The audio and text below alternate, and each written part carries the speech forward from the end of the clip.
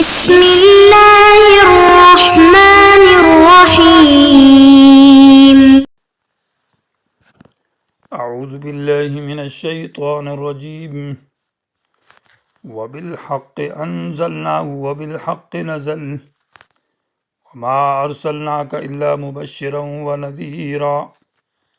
عزیز طلبہ اکرام، سبق نمبر 175، سورۃ اسراء، آیت نمبر 105۔ سورت کا آخری حصہ ہے۔ مسئلہ قیامت ضمناً ذکر کی ماقبل آیت کے اندر فَإِذَا جَاءَ وَعْدُ الْآخِرَةِ جِئْنَا بِكُمْ لَفِيفًا۔ مسئلہ قیامت ذکر کرنے کے بعد اب مسئلہ رسالت کا ذکر ہے، اور آخر میں وَقُلِ الْحَمْدُ لِلَّهِ الَّذِي لَمْ يَتَّخِذْ آیت نمبر 111 کے اندر مسئلہ توحید ذکر ہے، اور مسئلہ رسالت کے ساتھ ساتھ صدق قرآن کا ذکر بھی ہے کہ آپ کا معجزہ وہ قرآن کریم ہے۔ وَبِالْحَقِّ أَنزَلْنَاهُ وَبِالْحَقِّ نَزَلَ، یہ بالحق جار مجرور متعلق ہے انزلناہ فعل مؤخر کے ساتھ، اور یہ بعد میں وبالحق یہ بھی جار مجرور متعلق ہے نزلہ فعل مؤخر کے ساتھ۔ نزلہ اوپر سے اتارنے کو کہتے ہیں، اور انزلنا بھی اوپر سے اتارنا، اور اس کے مختلف معنی ہیں۔ تو آیت کا معنی ہے وبالحق انزلناہ، اور حق ہی کے ساتھ ہم نے قرآن کو اوپر سے اتارا ہے، یعنی آسمانوں سے۔ وبالحق، اور حق ہی کے ساتھ نزلہ یہ اترا ہے، یعنی زمین پر آپ کے پاس اسی حق کے ساتھ پہنچا ہے۔ یعنی حاصل یہ نکلا کہ جب اللہ تبارک و تعالی نے قرآن کو اوپر آسمانوں سے جبرائیل امین کے اوپر نازل کیا، تو اس وقت بھی یہ حق پر مشتمل تھا اور سچ پر مشتمل تھا، اور جیسے ہی انسانوں تمہارے پاس یہ قرآن پہنچ آیا ہے اور نبی کے پاس پہنچا ہے، تو وہی حق پر مشتمل ہے، اس میں کسی قسم کی تبدیلی نہیں ہوئی، اور اس میں کسی قسم کی تحریف بھی نہیں ہوئی، معنی اسی اپنی اصلی حالت اور شکل پر یہ قرآن موجود ہے، کوئی تحریف اور کوئی تبدیلی نہیں ہے۔ یعنی جبرائیل نے راستے میں خیانت نہیں کی، جیسے ہم نے دیا تھا ویسے ہی تمہارے پاس لے کر پہنچایا ہے۔ تو معنی یہ ہے کہ یہ سچی کتاب ہے، اس کتاب کے اوپر ایمان لیا ہو، جیسے میں نے بھیجا ہے ویسے ہی تمہارے پاس محفوظ طریقے سے پہنچ چکی ہے، کوئی رد و بدل اس میں جب نہیں ہوا، اور سچی کتاب ہے اور میری نازل کردہ کتاب ہے، تم اس سے انکار کیوں کرتے ہو اور کیوں نبی کے خلاف نبی کی تکذیب کرتے ہو؟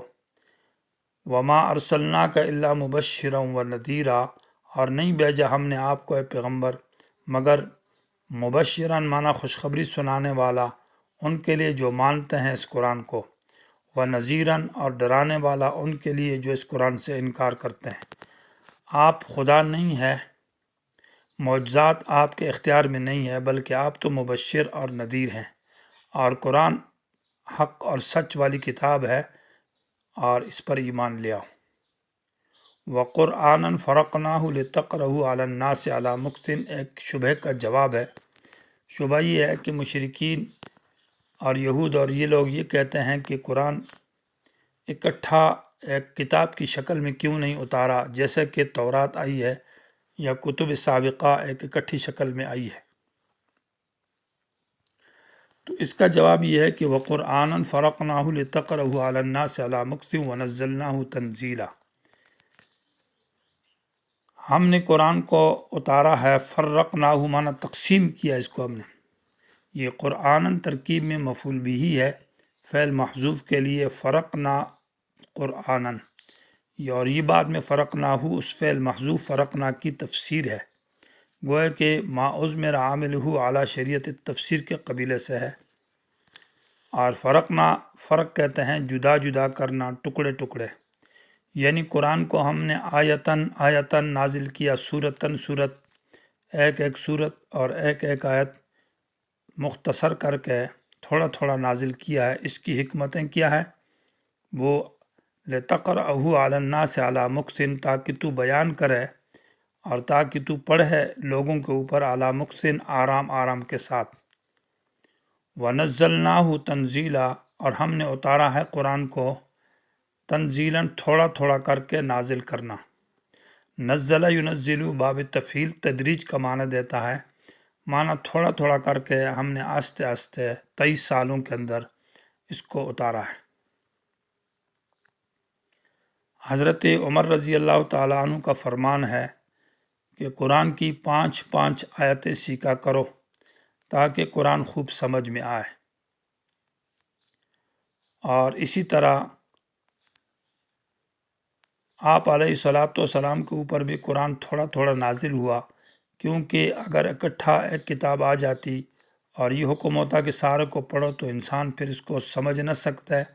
اور پڑھ نہ سکتے، تو سورتاً اور آیتاً کر کے تھوڑا تھوڑا نازل کیا تاکہ لوگوں کی سمجھ میں آئے اور لوگ اس پر عقیدہ بنائیں اور عمل کریں۔ تو قرآن کو تھوڑا تھوڑا کر کے سیکھنا چاہیے، جیسے قرآن کی یہ آیت اس بات کی دلیل ہے۔ وَقُرْآنًا فَرَقْنَاهُ، اور قرآن کو ہم نے ٹکڑے ٹکڑے کر کے تقسیم کر کے اتارا ہے، لِتَقْرَأَهُ، تاکہ تو بیان کرے عَلَى النَّاسِ، لوگوں پر، عَلَى مُقْسٍ، مقص کہتے ہیں معنی ٹھہر ٹھہر کر، آرام کے ساتھ۔ وَنَزَّلْنَاهُ تَنزِيلًا، قل کہہ دیجیے آمنو بِهِ، ایمان لے آؤ اس قرآن پر، او لا تؤمنو، یا ایمان نہ لاؤ، فہو حق، یہ کتاب سچ ہے، تم ایمان لاتے ہو تب بھی یہ سچ ہے، ایمان نہ لاؤ تب بھی یہ سچ ہے، معنی ایمان لے آؤ۔ گویا کہ آمنو بھی او لا تؤمنو، یہ شرط اور جزا محذوف ہے، جو کہ فہو حق ہے۔ ان الذین سے دلیل نقلی من الموحدین سے پیش کی جا رہی ہے قرآن کی سچائی کے اوپر، اہل حبشہ والے مراد ہیں کہ حبشہ کے جو علماء ہیں انہوں نے اس قرآن کی صداقت اور سچائی کی گویا کہ گواہی دی ہے۔ ان الذین، یقیناً وہ لوگ، اوتوا العلم، جن کو دیا گیا علم، یعنی علم وحی، من قبل ہی، قرآن سے پہلے، یا تورات کا علم، اذا یتلی علیہم، جب پڑھی جائے ان کے اوپر قرآن کی آیت ہے، یخرون، تو وہ گر جاتے تھے، للاذقان، ٹھوڑیوں کے بل، سجداً، اس حال میں کہ وہ سجدہ کرنے والے ہوتے ہیں۔ یہ للاذقان میں لام بمعنی علی کے ہے، یخرون علی الاذقان، کہ وہ گر جاتے ہیں ٹھوڑیوں کے بل، سجداً، سجدے کرنے والی کی حالت میں۔ تو للاذقان کیوں کہا کہ ٹھوڑیوں کے بل گر جاتے، حالانکہ پیشانی لگتی ہے اور ناک لگتا ہے، پہلے ناک لگتا ہے پھر پیشانی لگتی ہے، ٹھوڑی تو لگتی ہی نہیں زمین کے اوپر۔ تو اس کا جواب یہ ہے کہ یہ عرب کا محاورہ ہے، اور عرب کے محاورے کے مطابق قرآن نے وہ جملہ استعمال کیا ہے، کیونکہ عرب جو ہے جب کوئی آدمی انتہائی خشوع اور عاجزی کے ساتھ سجدے میں گر جاتا تھا تو عرب کا محاورہ یہ تھا، خر علی الذقن، خر علی الذقن سجداً، کہ اس نے گویا کہ ٹھوڑی کے بل یہ سجدے میں گر گیا ہے۔ تفسیری کبیر رحمہ اللہ نے یہ لکھا ہے، اور زاد المسیر نے، سراج تفسیر زاد المسیر نے لکھا ہے کہ اس میں ایک لطیف اشارہ ہے، اور وہ اشارہ اس بات کی طرف ہے کہ اصل میں انتہائی عاجزی اور انتہائی خشوع اور تضرع کی طرف اشارہ ہے، کہ اصل میں یہ ٹھوڑیاں نیچے زمین پر لگانا چاہتے تھے، کہ ٹھوڑی کو اور پیشانی کو برابر میں رکھا ہے تاکہ دونوں جا کر زمین پر برابر لگ جائے، انتہائی عاجزی کی طرف اشارہ ہے۔ لیکن چونکہ آگے سے ناک جو ہے نا وہ پہلے لگ جاتی ہے، اور ناک آگے کی طرف بڑی ہوئی ہے تو ٹھوڑی پھر نہیں لگتی، اور پیشانی اس کے بعد لگ جاتی ہے تو ٹھوڑی رہ جاتی ہے، اس لیے یخرون علی الاذقان میں اس طرف اشارہ ہے کہ گویا کہ پورے چہرے کو اپنی زمین کے اوپر رکھ دینا چاہتے تھے، انتہائی عاجزی کی طرف اشارہ ہے۔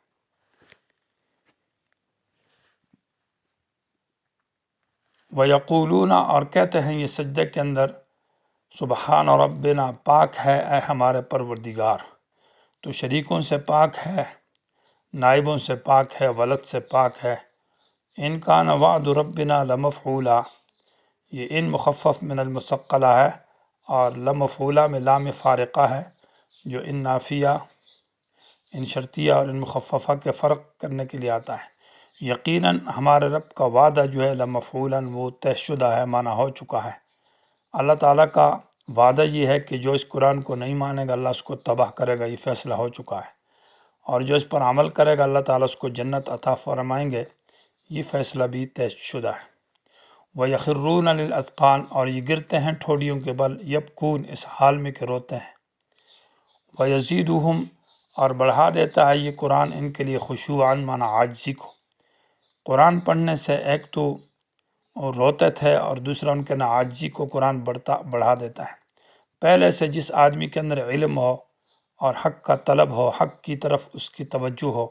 جب وہ قرآن پڑھتا ہے تو اس کے اندر انتہائی عاجزی پیدا ہوتی ہے، خشوع پیدا ہوتا ہے، اور وہ روتا ہے۔ اور اس میں اشارہ اس بات کی طرف ہے کہ قرآن پڑھتے وقت رونا یہ مستحب ہے، اس لیے حدیث میں آتا ہے کہ جب تم اللہ کی کتاب پڑھو تو رو،